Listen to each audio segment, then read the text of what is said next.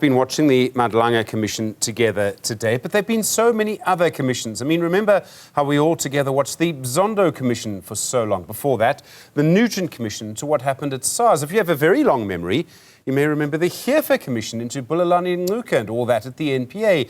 There have been so many other commissions, but despite all of them, I don't know if we see any real improvements in the way in which we are governed. Marianne Thamm is a writer at the Daily Maverick. Marianne, good afternoon to you. I mean, I get watching a commission. The popcorn is great. We learn a lot about tea. Do we get any other kind of value from them? I think there's considerable value, even if we don't see an end result, in that South Africans, we love ourselves not only an election, we love ourselves a commission, especially if it's a live broadcast. So in that sense, it offers a tremendous entertainment value. And on the other hand, it also exposes the public to the processes. And hopefully that there's some kind of accountability and outcome at the end of it all. But in the meantime, I think it's important for people to see the questions being asked in public and those implicated sitting in the hot seat answering. I mean, it's much better than anything you can see on Netflix or any of the AI slop that you see on YouTube. So I mean, I'm all for commissions, love them. I mean, one of the things I think we learn is that we learn little things about people. I mean, I learned yesterday that the National Police Commissioner is quite interested in his career. I learned too much about Malusi Gigaba's marriage and his clothes. Is that what makes them kind of interesting in a strange way? I think, yes, indeed. But I think what also makes them interesting is that somehow in our minds, all of these characters have featured. And there's, as you know, poor Dan Corder has to do a flip chart to explain to everybody who everyone is, you know, and there are new additions all the time. In a sense, also, South Africans have this great tolerance. You know, after Mkhwanazi is the dashing, good-looking. We always need a dashing, good-looking main leading man, or a very evil, you know, sort of main character. Malusi Gigaba is a Pornhub star, but President Ramaphosa sort of arrived and did a family meeting, and you know, it was very serious. I mean, this policeman in full combat uniform tells the country that half the government's connected to syndicates, and someone writes, you know, their first little tweet there was, "I'm looking for a tow bar for a Toyota 2020."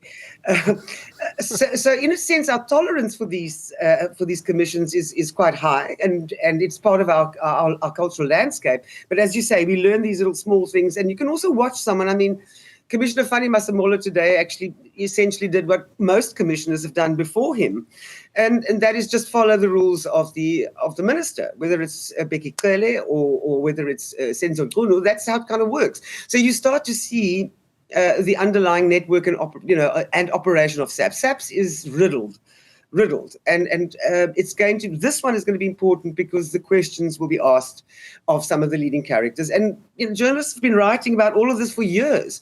So when we hear these names, we go, oh yeah, that's right, yeah, and yeah, we know this, and so that's kind of my feeling watching many of the commissions. But as I say, the value is that they're publicly streamed, that they're accessible and open, and people have to give answers. I wonder if there's another strange thing that maybe is uniquely South African. Maybe I'm putting too much on it, but let me ask you, which is that actually we all want to be a part of what's going on in Mzansi, and this is Mzansi, minute by minute, movie by movie. I mean, that each commission is its own kind of epic movie series, and we all kind of want to be a part of it, and we're a part of it by watching it. Did you watch what Fanny Masemola said? Did you see how this commissioner reacted? And so many of these people become memes, whether they want to or not.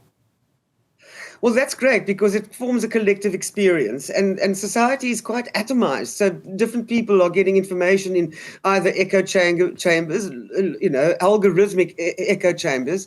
And what this does is it brings us all together, and it sets up teams, and eventually we all support the winning team, and we see it. So yes, I mean, we are so accustomed to, I suppose, the kind of maladministration and corruption And when people speak about assassinations, in South Africa, you can speed dial one from a hotel foyer. So it's not as if we're surprised by this, which I don't know if that's a very good thing for a society, but we are still engaged. We want to fix it, and we want to know who the bad guys are. Everyone keeps saying, like, is Mkhonanzi a good guy? Is Sibi a bad guy? We actually don't quite know. The writers of this series haven't quite revealed to us yet which of the key players are really the bad guys, except for the people who've been claiming to get these contracts and these tenders.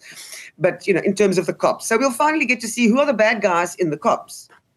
I've always thought one of the great strengths of South Africa, more than in some other places, is that we, in the end, I don't know why we do it, but we always seem to get the information we kind of want. I mean, at some point, Senzo Mchunu is going to have to come and answer the questions that are being kind of written for him by Fani Masemola.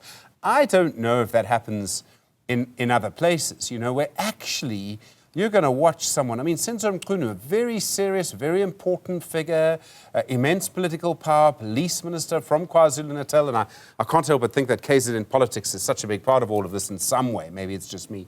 But we do kind of, somehow, as South Africa, end up having to put really important people. I mean, we put the president on the stand at the Zondo Commission and asked him questions and he had to answer. Or he walked out, depending which president. Exactly. And I find that kind of accountability, even though everyone wants to see everyone in orange overalls, that kind of personal interaction with the politics of South Africa makes us this family. That's why we call it the family meeting. It's unusual. I don't think in other countries, I mean, our parliament burnt down and we just went to the beach. So, we're dealing with very hardcore South Africans who are not surprised by anything. And yes, Mkhunu is going to have to come and answer. I mean, the national dialogue was another example of where in the world do you hear people shouting back at the president? Try that in Zimbabwe. Try that in Russia. Try that in the USA. So we have this unique, wonderful, diverse and a society that demands accountability. It does. So all of that's very positive. It brings us together. It makes us think about things. We see people answering questions. There is a darker side, a more tragic side. And I was thinking, while I was preparing to talk to you, Marianne, about, for example, the Marikana Commission into that massacre and what happened there.